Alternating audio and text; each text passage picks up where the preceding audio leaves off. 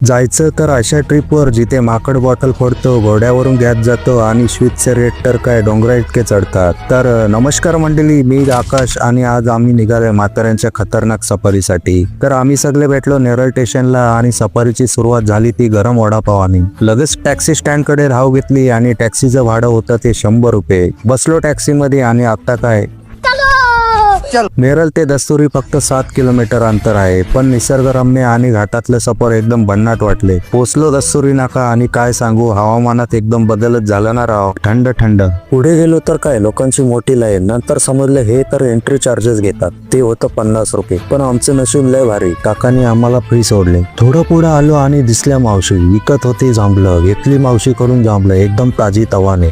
तसंच पोचलो अमनला स्टेशन. आता इथून कसं जायचं तेच समजत नव्हतं. ट्रेनने, रिक्षाने की चालत. चालता चालता रस्त्यात दिसले माकड. बॉटल फोडून प्यायला लागलं पाणी. तेवढ्याच पुढे गेल्यावर काय बघते, घोड्यावरून गॅस सिलेंडरची डिलिव्हरी. लोकल जुगाड, टेक्नॉलॉजी पाहून झालो थक्क.